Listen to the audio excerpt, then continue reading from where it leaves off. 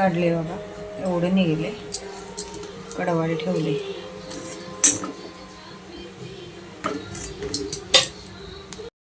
एवढं तूप निघलेलं आहे आपलं 8-10 दिवसाचं.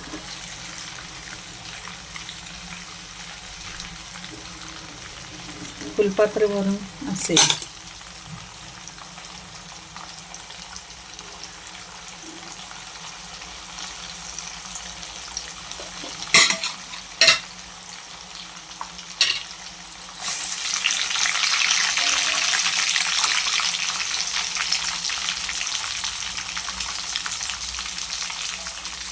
आता कडताना तुम्ही वेलदोडा घातला तरी चालतो.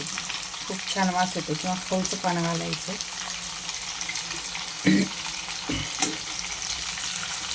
भरपूर निघले बघा तरी 8 दिवसाचं.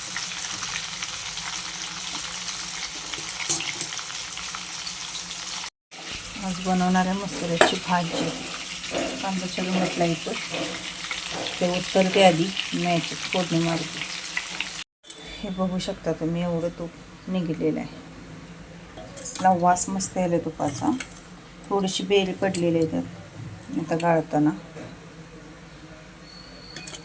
मस्त निघले बघा. बेरी पण जास्त निघेल नाही. हाय, शुभ सकाळ सर्वांना. सकाळचे वाजले असतील 10 आणि आज श्रीच्या शाळेमध्ये दिंडे आहे. तो सकाळीच गेला आहे 7ला. बहुतेक आज सकाळची शाळा असणार त्यांची. आणि तुपात जर बेरी जास्त निघू नये याच्यासाठी काय करायचं, जर नको असली जास्त निघायला, म्हणजे कसं ते चिटकून बसतं आणि ते नको वाटतं बघा. तर त्याच्यासाठी काय करायचं, तूप स्वच्छ जे आपण लोणी काढतो ते लोणी स्वच्छ 2 ते 3 वेळा स्वच्छ पाण्याने धुवायचं. जेवढं तुम्ही लोणी स्वच्छ धुवाल तेवढं म्हणजे बेरी निघत नाही. मी पहिल्यांदा बघितलं अक्षरा मी तूप काढलेलं त्यावेळी खूप बेरी निघत होती. आणि आत्ता ज्यावेळी मी आता 2-3 वेळा काढलं त्यावेळी अजिबात बेरी निघलेली नाही. कारण की धुते मी त्याला स्वच्छ पाण्याने.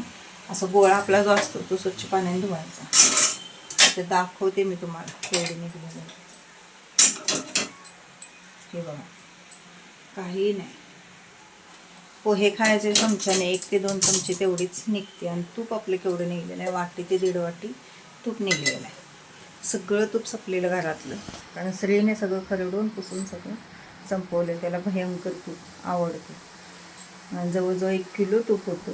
सगळं संपलं, लाडू करून खाऊन संपलं. मी तूप अजिबात खात नाही बघा, कारण मला आवडतच नाही. त्यामुळे मी खात नाही. आज बनवणार आहे मसुरा. मसुरा पण अख्खा नाही बनवणार, रबरबीत असं बनवणार आहे. कारण की आज काय डबा नाही आहे, त्यामुळे असा रबरबीत मसुरा बनवणार आहे. आणि भाकरी बनवू काय चपात्या बनवू काय कळना. सारखं चपाती डब्यामुळे असते, मग काय बनवायचं ते कळणार नाही. आधी मसुरा फोडणी मारते. बघूया, 4 भाकरीच टाकायच्या. अजून एवढी भांडी घासायची आणि मग दुकानात जायचं आहे. तर दुकानात जायला 12 वाजणार आहे. आज वार आहे शुक्रवार. उद्या आहे आषाढी एकादशी. आषाढी एकादशीच्या ॲडव्हान्समध्ये सर्वांना खूप खूप शुभेच्छा. रेसिपी टाकायची होती मला आषाढी एकादशीनिमित्त उपवासाची कुठली तर, ते काय होईना, राहून घेता. शेंगदाण्याचे लाडू तर टाकायचे म्हणत होते. जाऊन तिकडे आता होतच नाही. कारण की आता गेले की संध्याकाळीच येतो आपण. संध्याकाळला एवढा कंटाळा येतो, काय काय करायला नको वाटतं. त्यामुळे राहून तिकडे. भरपूर जण चालत वारेला वगैरे गेले असतील बघा. तो आनंद एक वेगळाच असतो. मला सुद्धा खूप, म्हणजे आम्ही लहान असल्यापासून तशा वाऱ्या बघतो, तर तशी खूप इच्छा आहे की असं चालत जायचं. कसं जातात, काय जातात, मजा असते त्या वाऱ्यामध्ये. पण ते काय घडत नाही.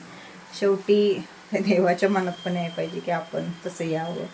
आणि त्याला आधी 15 दिवस तर जातात, 8-15 दिवस जातात. आणि कसं ते आपल्या फॅमिलीतली पण कोणतरी असले की जरा बरं वाटतं. एकट्यालाच नको जायला वाटतं. घरातली पण कोणतरी पाहिजेत म्हणजे छान वाटतं. तसं आमच्या घरात कुणी येण्यासारखं नाही आहे. अशा हौशी कोण नाहीत. आई आमची आहे, पण आईला आता आमच्या चालणं होत नाही एवढ्यानं, त्यामुळे ती काय येणार नाही. वयस्कर लोक भरपूर चालतात, पण ती म्हणते नाही बाई मला काय चालायचं होणार नाही. आम्हाला गिरनार पर्वतला जायचं होतं, तर आई म्हणाल नाही बाई मला काय त्या पायऱ्या चढायच्या होणार नाहीत, मी काही येणार नाही. गेलं तर सगळे गेलं तर बरं वाटतं. गिरनारला जवळजवळ 10,000 पायऱ्या आहेत. 5,000 पायऱ्यापर्यंत रोपवे आहे, पण तिथनं चालत जावं लागतं. पण जाऊन आलेले असं म्हणतात की काय होत नाही, होतं व्यवस्थित, येते चढायला असं. म्हणजे किती तर जाऊन आलेले आहेत की नाही ती लोक सांगतात. किती वयस्कर लोक जातात, तुम्हाला काय होते असं म्हणतात. पण आमच्याही नाहीच म्हणते, नाही बाय मला काय जमणार नाही असं म्हणते.